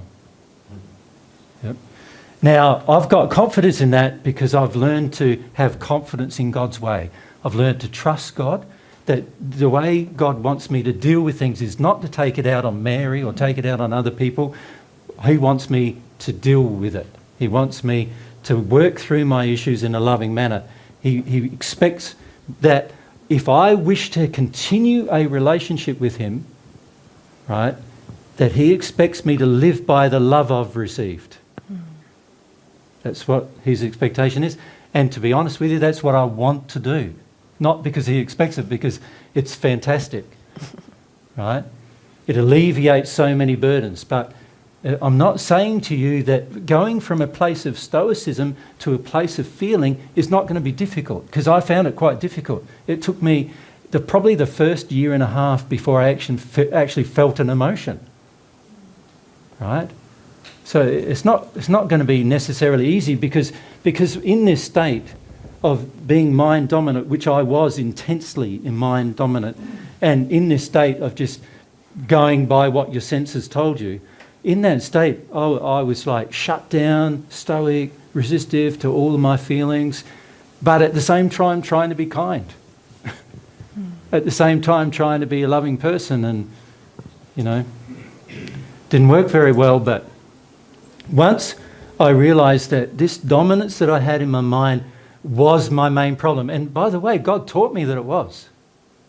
Like, God showed me that it was the main problem I had. And once that happened, then I started making progress. And sometimes the progress was so rapid that problems that I thought were insurmountable 1 month later had been solved. You know? But it required trust in the grieving process, trust in my feelings, trust that I could bear it. Because there were a lot of bad feelings. At one point when I was in my early 30s, my entire family rejected me because I was in a religious faith that they, you know, that I wanted to leave, and they wanted me to stay, and then they decided the way to punish me for that was to never speak to me again. And so my entire family, so I'm talking about my children, my ex-wife at the time, my parents, all of the other parents around, and all of my friends, and most of my work colleagues all rejected me, to the point where I walked down the street and they would not speak to me or look at me. Right? And that happened at the same time as I was going through grief of my own situation. So, and it was also happened at the same time that I lost my job, and it also happened at the same time that I had nowhere to live. So I had to find a place to live. So there was an intense amount of grief. I cried during that period. I reckon I cried probably 8 hours a day for 4 months. Yeah. Every single day. I used to get up with the purpose of crying. And then I would cry in the morning. Generally, I would cry as soon as I get up. I would cry until 2 or 3 in the afternoon, and then I would have some relief. And I used to try to have my children, you know, at the time my children were in their early teens or just before, and I used to try to have my children 3 days a week, and I used to make sure that I could cry at least 6 hours a day before they arrived, so that I didn't have to visit my sadness on them. Right? It took years for me to do that. You can do it. You don't have to act unlovingly. You don't have to suicide. You don't have to, you know, do anything damaging to yourself or others. You can actually go through your emotional experience. And the more I did, the closer to God I felt, and the closer to God I felt, the happier I become. The happier I become, the better my life became. Yeah. It took, from that time, it took 12 years before I met Mary. 12 years. So I started when I was 33, when I was 45, I met Mary. Right? During those years, I also come to remember who I was. And then, of course, that introduced a whole new level of crying, a whole new level of grief. I started to remember my previous life experience in the 2,000 years of my life. And my loss of that is incredibly immense, like in terms of grief. My loss of that, the consciousness of the loss of it, you know, and so I had all that to do as well, like solid. Before I met Mary, 5 years of that, before I could meet Mary. And then on top of that, I had to embrace my passions and desires, to teach people, to love them, to share truth with them and stuff like that. And I had to do all of that before I could even meet Mary. So that was a 12-year process to meet Mary. I wanted my soulmate when I was 33. Right? As soon as I saw her, there's my soulmate. Could see, there she was, there's my soulmate. I didn't say to Mary that she was, but as soon as I saw her, I knew, there she is. And the relief of, you know, that finally knowing was fantastic. Like, but then I thought, well, I can't tell her. That wouldn't be very loving, so. Yeah. But a lot of people around me felt, you seemed all of a sudden very relieved. What's going on? You know? And I said, well, I just met my soulmate. And then some of them spent a bit of time with me, and so they thought, they went back in their heads working it out. It's Mary. And they went and told her, and told her family. Yeah. But, and that's how Mary found out that I thought she was my soulmate, not by me telling her. So what I'm saying is it took 12 years of emotional work, sincere emotional work, for me to get to the stage, and I was still having to work, still having to hold down a job for majority of that time, still having to work, and I had properties to sell. I was a developer as well, and I had the properties to sell. I owned a computer company during this entire time, where I had to, you know, service clients and everything else. So sometimes I would get up in the morning, cry for 2 hours, go to work, have a break at lunchtime, go home, have a break, 2 hours, cry, go back to work. That's what it took. Right? And I'm not saying it's going to take that for you. Yeah, I think everyone now is freaking out. So now you're freaking out, right? I'm saying that because I'm trying to tell you that you can handle it. If you can handle that, if Jesus can handle what he had to handle, you guys can handle that. You can handle what you need to handle. Yeah. It's not. You got to, though, have some deep confidence and trust and faith in God's nature and goodness that he will bring you through it. Yeah? He will help you do it. And not only that, that happiness is the end result. Like, I'm happier now than I can ever remember being my entire of this life. All right? But I had to get rid of a lot of sadness to be happy. Yeah. And you know, a lot of you are parents and also have a feeling of concern for the world and where the world is going. And really, this is the quickest way to remove the damaging effects that each of us is having on our children, on the people around us, on our environment. Yeah. You know, you can do it the natural love way, but it's going to take you a long, long time, and you're going to be in the spirit world before you get through it, and then there will be damage that you have done on earth. And there'll be no good effect on earth either. Yeah. Yeah. We have the potential to make a really positive change in your lifetime while you're here. Yeah. Yeah.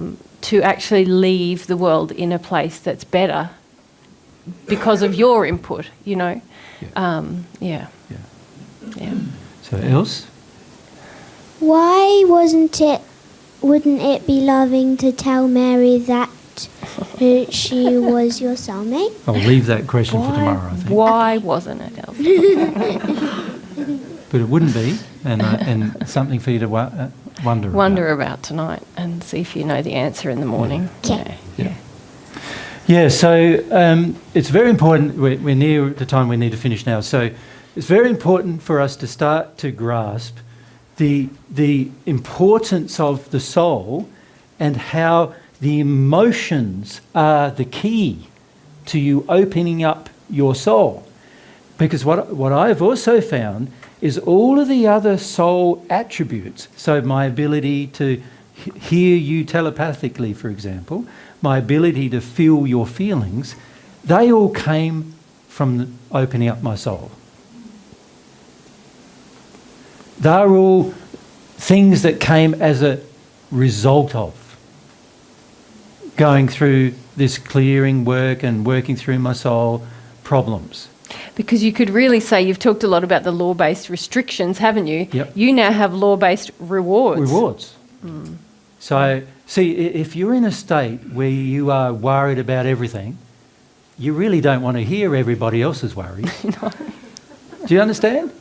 So that's one reason why there's a restriction of the law for you to feel other people's feelings. If you're not capable of coping with your own worries, how are you ever going to handle other people's projected at you all the time?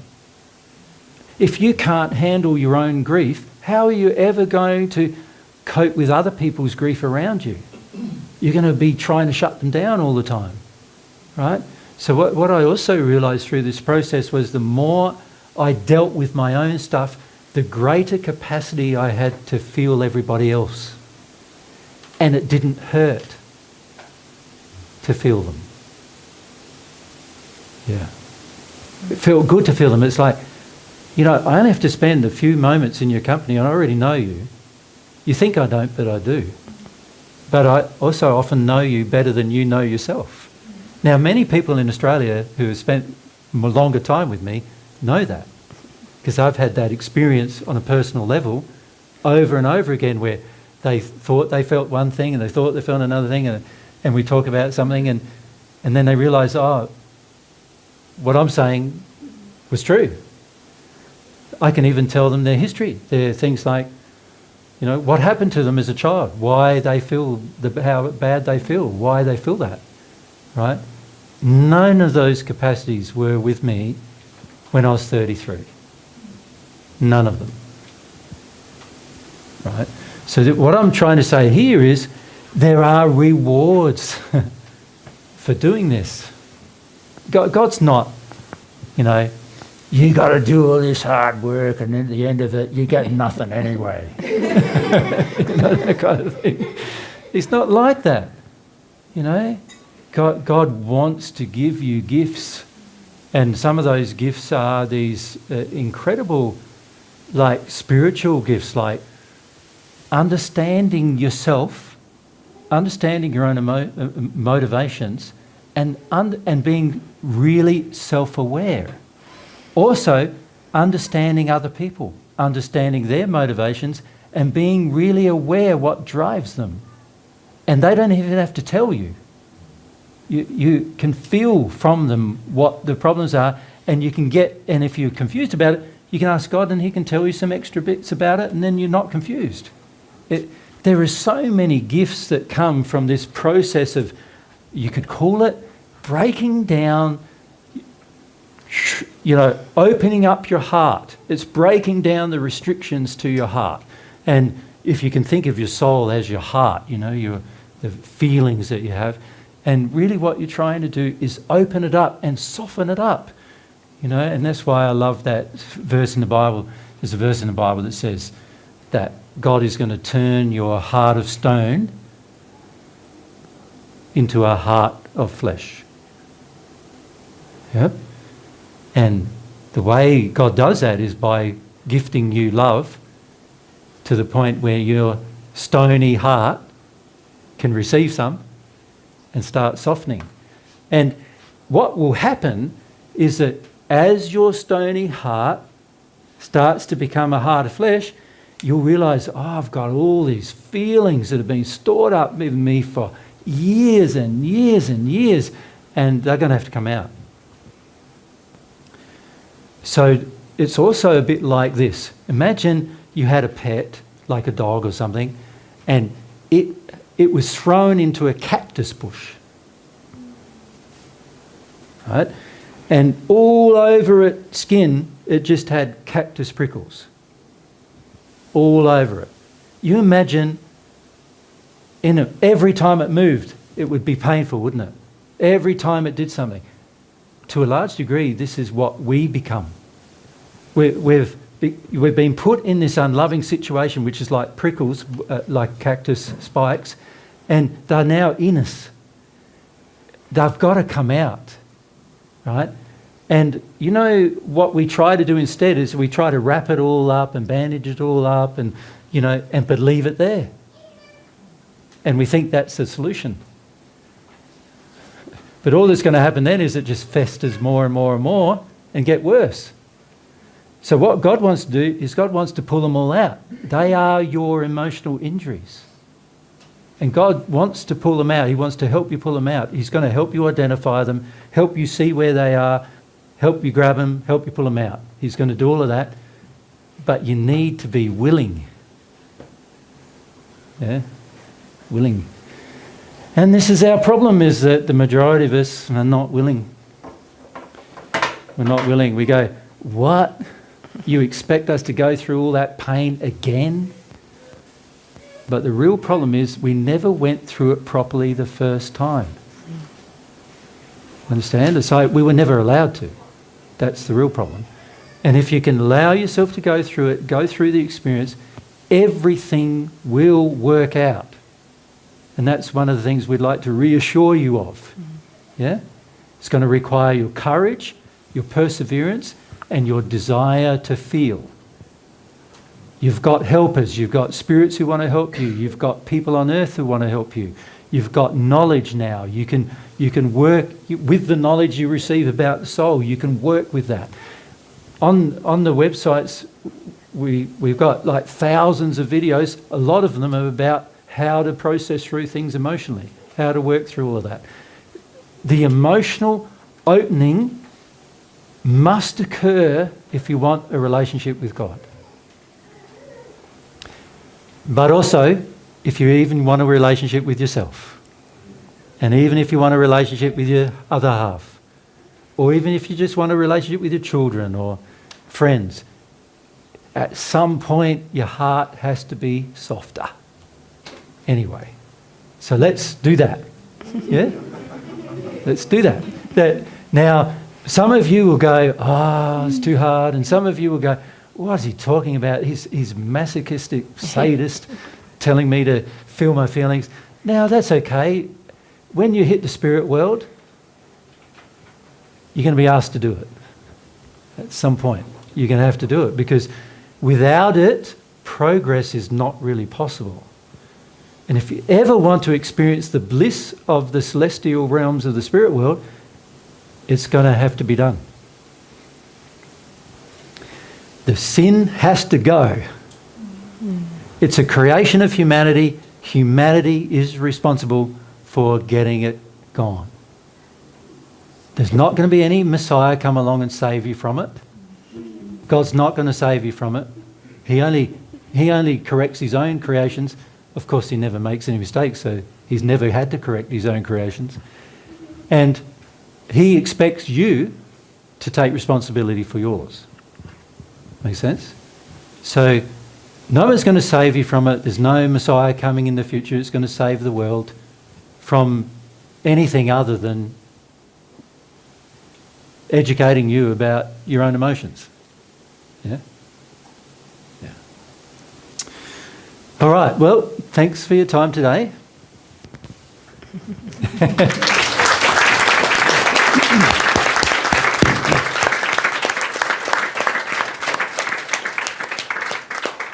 Now, hopefully tomorrow we'll have the opportunity to just talk a bit more about things like that in a less formal way and answer some of your questions. But we really want to stay on topic a bit with that subject as well, and particularly focus on, all right, why are the emotions necessary in order to have that connection with God? And I think at the moment it's becoming quite obvious why, isn't it? Because because God's communicating soul to soul. He's communicating with his emotions to your emotions. So you need to be able to give and receive emotions quite easily. You need to be able to feel this process quite strongly. And so it's pretty obvious as to why we need to do that if we want a relationship with God. And also, we might get the chance, we're just going to talk to some of our spirit friends a bit tonight, and maybe get the chance tomorrow to talk to some spirits as well about the issues. And particularly maybe we're thinking about what they had to go through to get to the stage where they wanted or desired or could start to feel God's love flowing. Does that make sense to you? So that you don't feel like I think it's important. See, most people on earth sort of think, oh, but in the spirit world it's going to be easier. And when we talk to them, you might see that actually it's not that easy either way. Right? Well, it's the same process. It's the same process. Yeah. It's the same process. It requires the same opening, the same unnumbing, the same respect of the moral laws. The same, it requires the same. It's going to require the same of you as it has of them. So if we can hear some of their experiences, which is what we're thinking, then it might give you the opportunity also to ask them some questions about how, what they went through. Does that make sense? Yeah. So that you can see that it's not just something you're going to have to do here on earth, but also something that every single person who wants a relationship with God will eventually have to face. Yep. Good day. See you tomorrow. Thanks, everyone. Yeah.